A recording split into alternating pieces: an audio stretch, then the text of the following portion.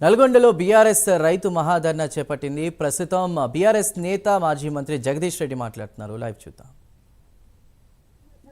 కేటీఆర్ కు ఈ చిల్లర నాయలు కాదు, ఇక్కడ ఉన్న వాళ్ళు వీళ్ళకి మా జిల్లాలో ఉన్న మాజీ ఎమ్మెల్యేలు చాలు, వాళ్ళ కొడుకు రాలే ఇక్కడికి. కేటీఆర్ చెప్పదలుచుకుంది రాహుల్ గాంధీ మోసాన్ని, రేవంత్ రెడ్డి మోసాన్ని తప్ప ఇంకొకటి కాదు. వాళ్ళతో పాటు బీజేపీ కూడా బడే బాయ్ చోడే బాయ్ ఇద్దరు కలిసి మోసం చేస్తున్నారు. వాళ్ళ కుట్రల్ని తెలియజెప్పాలి రైతాంగానికి, నల్లగొండ జిల్లా ప్రజానీకానికి అని చెప్పి మేము ఆహ్వానించాలని నల్లగొండ జిల్లా రైతాంగం తరఫున వచ్చిన పెద్దలు, మాకు భరోసానివ్వడానికి వచ్చిన రాష్ట్ర బీఆర్ఎస్ పార్టీ వర్కింగ్ అధ్యక్షులు కేటీఆర్ గారికి స్వాగతం తెలియజేస్తూ వారిని మాట్లాడాల్సిందిగా విజ్ఞప్తి చేస్తా ఉన్నాం. జై తెలంగాణ, జై తెలంగాణ. కేసీఆర్ గారి నాయకత్వం, కేసీఆర్ గారి నాయకత్వం. అందరికీ నమస్కారం. గౌరవనీయులు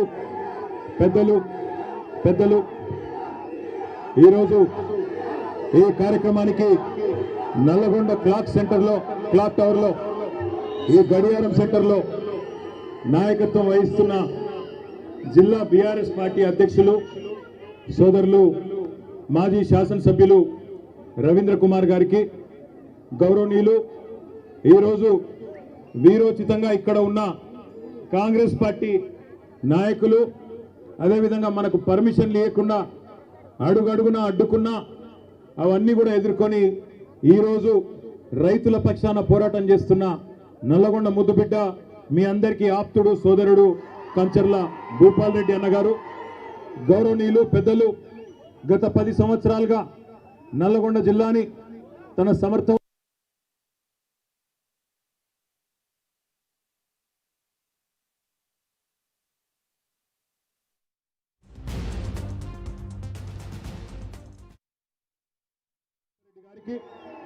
వేదికపై నాశీనులైన గౌరవనీయులైన మాజీ మంత్రివర్యులు, రాష్ట్రంలో 400 రోజుల్లో 410 మంది రైతులు ఆత్మహత్య చేసుకుంటే రైతుల స్థితిగతులు చూసి, కాంగ్రెస్ పార్టీ మోసాన్ని చూసి పెద్దలు కేసీఆర్ గారు ఒక నిర్ణయం తీసుకొని రాష్ట్ర మాజీ వ్యవసాయ శాఖ మంత్రిగా ఉన్న నిరంజన్ రెడ్డి గారి నేతృత్వంలో రైతు స్థితిగతుల అధ్యయన కమిటీ వేస్తే ఈరోజు ఆ కమిటీ సభ్యులు మొత్తం నిరంజన్ రెడ్డి గారితో సహా అందరు కూడా వచ్చున్నారు.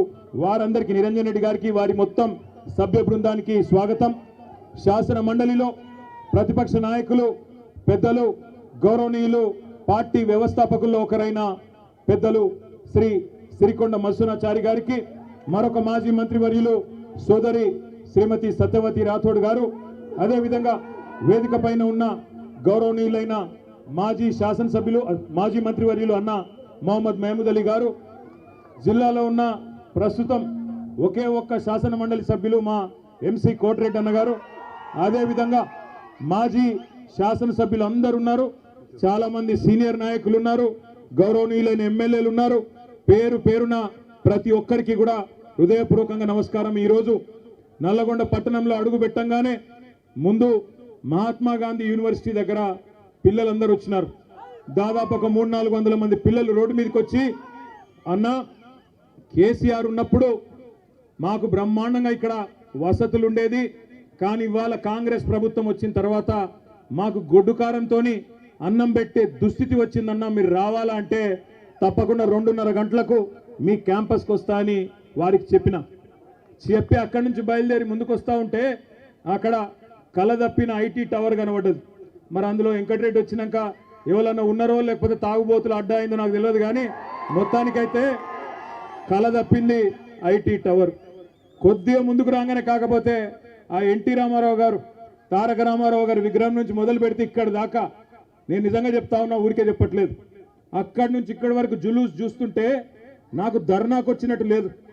నాకు నిజంగా మళ్ళీ కేసీఆర్ గారు గెలిచి ముఖ్యమంత్రి అయినారు, మన ప్రభుత్వం వచ్చింది, మన భూపాల్ రెడ్డి తిరిగి ఎమ్మెల్యే అయిందన్నంత గొప్పగా బ్రహ్మాండంగా ఈరోజు అక్కడి నుంచి ఇక్కడి వరకు ఒక విజయోత్సవ ఊరేగింపు చేసినట్టు. మరి ఇక్కడికి వచ్చినాకనైతే తొక్కిసలాట జరిగే పరిస్థితి కనబడదు ఇక్కడికి వచ్చినాక, అట్లాంటి పరిస్థితి. అందుకే నేను అంటా ఉన్నా, ప్రపంచంలో ఏ శక్తి కూడా ప్రజాశక్తి కంటే గొప్పది కానే కాదు. అది రుజువు చేసిన గడ్డ ఈ పోరాటాల గడ్డ నల్లగొండ అనే మాట నన్ను మీకు గుర్తు చేస్తా ఉన్నా. ఈ రోజు కాదు, ఇవాళ ఉన్న వాళ్ళు కొత్తగా మేమేదో సామ్రాజ్యానికి అధిపతులైపోయినాం, చక్రవర్తులైపోయినాం, రారాజులైపోయినాం అని విర్రవీగుతున్న వాళ్ళ గురించి కాదు నేను చెప్పేది. ఒకనాడు బండెనుక బండి గట్టి 16 బండ్లు గట్టి ఏ బండ్లు ఓడతావు కొడుకో నైజాము సర్కరోడా అని ఆనాడున్న నియంతను నిలదీసిన గడ్డ నల్లగొండ. అందుకే పోరాటానికి స్ఫూర్తి అయిన నల్లగొండ గడ్డకు వందనం. ఇక్కడికి విచ్చేసిన ప్రతి నల్లగొండ రైతు బిడ్డకు శిరస్సు వంచి పాదాభివందనం. కేసీఆర్ గారు తెలంగాణ ఉద్యమంలోనే ఇక్కడికి వచ్చేటప్పుడు మా సోదరుడు రసమై బాలకృష్ణ గారు గుర్తు చేస్తా ఉండే, అన్న ఒక్క మాట చెప్పాలి, నువ్వు తప్పకుండా యాద్ చేయాలి అన్నాడు. ఏందన్నా అంటే చెప్పినాడు, అన్న ఒకనాడు కేసీఆర్ గారు స్వయంగా పాట రాసిండే, పక్కన కృష్ణమ్మ ఉన్న ఫలితమేమి లేకపాయే, పాలమూరు నల్లగొండ పంటలన్నీ ఎండిపాయే అంటూ కేసీఆర్ గారే స్వయంగా కలం పట్టుకొని మరి మన నల్లగొండ దుస్థితి గురించి వర్ణించి ఆనాడు జలసాధన ఉద్యమంలో 2002-03 సంవత్సరంలోనే పాట రాసిండు అని అన్న చెప్పిండు. అనగానే పక్కనే నిరంజన్ రెడ్డి గారు అందుకొని అదేమంటావు బాలకిషన్, అక్కడ ఉండే ఫ్లోరైడ్ పరిస్థితి గురించి కూడా కేసీఆర్ గారే పాట రాసిండు కదా, బ్రహ్మాండమైన పాట రాసిండు, సూడు సూడు నల్లగొండ గుండె నిండా ఫ్లోరైడ్ బండ అంటూ ఇక్కడ కాళ్ళు చేతులు నడుమంకర పోయిన లక్షలాది మంది గురించి కూడా కేసీఆర్ గారే రాసిండు కదా అని చెప్పి నిరంజన్ రెడ్డి గారు వెంటనే అందుకున్నారు. ఇవాళ కొంతమంది తెలిసి తెలియని మూర్ఖులు, తెలిసి కూడా తెలియకుండా అజ్ఞానంతో మాట్లాడుతున్న వాళ్ళకు ఒక మాట చెప్పాల్సిన అవసరం ఉంది. మొన్న అసెంబ్లీలో ఒక మంత్రి గారు అడుగుతాడు, ఏం చేసిండు కేసీఆర్ నల్లగొండకని అడిగిండు. నేను గుర్తు చేస్తా ఉన్నా ఆ మంత్రి గారికి, నల్లగొండ జిల్లా ముద్దు బిడ్డలందరికీ, ఇక్కడికి వచ్చిన రైతు బిడ్డలందరికీ, ఏం చేసిండు తెలంగాణను కేసీఆర్ అంటే, భారతదేశంలోనే పంజాబ్ను హర్యానాను తలదన్ని వరి పండించే విషయంలో భారతదేశంలోనే తెలంగాణను నెంబర్ 1 చేసిండు కేసీఆర్. తెలంగాణ భారతదేశానికి నెంబర్ 1 అయితే మొత్తం తెలంగాణలో నల్లగొండ జిల్లా వరిధాన్యం ఉత్పత్తిలో నెంబర్ 1 చేసిండు కేసీఆర్ అనే మాట గుర్తు చేస్తా ఉన్నా. ఎట్లా చేసిండు మరి? ఎట్లా చేసిండు అంటే, ఎన్నడూ కూడా మీ టైలెండ్ గ్రామాలకు ఆ SRSP స్టేజ్ 2 కింద ఉన్న తుంగతుర్తి కావచ్చు, కోదాడ కావచ్చు, సూర్యాపేట కావచ్చు, ఎన్నడూ నీళ్లు వచ్చేది కాదు. అదేవిధంగా NSP కింద కూడా ఎన్నడూ టైలెండ్ గ్రామాలకు నీళ్ళు ఇచ్చే పరిస్థితి లేదు. కానీ కృష్ణలో, గోదావరిలో ప్రతి ఒక్క నీటి బొట్టును ఒడిసిపట్టి అటు పాలమూరు రంగారెడ్డి ఎత్తిపోతల పథకం కట్టినా, ఇటు ప్రపంచమే ఆశ్చర్యపడే స్థాయిలో కాళేశ్వరం ప్రాజెక్టు కట్టినా, చివరి మడి వరకు చివరి తడి వరకు నీళ్ళిచ్చిన రైతు బిడ్డ, రైతు నాయకుడు కేసీఆర్ గారు అనే మాట నేను మీకు గుర్తు చేస్తా ఉన్నా. ఇవాళ ఎవరెవరో రావచ్చు, ఏదేదో మాట్లాడచ్చు. వస్తుంటే మా చిరుమర్తి లింగయ్య గారు పెద్ద కాపర్తి ఆపిండు. లింగయ్య గారు ఆపి, అన్న జెండా ఎగిరేసి పో అన్నాడు. జెండా ఎగిరేసి కాడికి పోయినా నేను. పోతే అక్కడ ఒక రైతన్న వచ్చినాడు. వచ్చి, అన్న ఒక మాట అక్కడ చెప్పు నల్లగొండలా అన్నాడు. ఏం చెప్పాలి అంటే, ఏం లేదన్నా, మేమందరం కూడా నల్లగొండ జిల్లాలో పాలిచ్చే ఆవును వద్దనుకొని తన్నే దున్నపోతుని తెచ్చుకున్నాం, అందుకే మాకు కర్మ పట్టింది అని చెప్పమన్నాడు. ఆయన చెప్పిండు, నేను చెప్తలేను. పెద్ద కాపర్తి రైతు చెప్పిన మాట నేను చెప్తున్నా.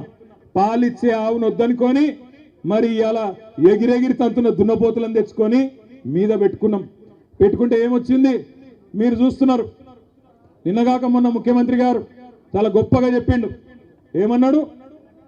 26 జనవరి రాత్రికే 12 గంటలకే టకీ టకీ ఏమని పడతాయి అన్నాడు. పడ్డా టకీ టకీమని? పడ్డాయా పడలేదా? 12 సార్లు కదా కేసీఆర్ ఇచ్చింది.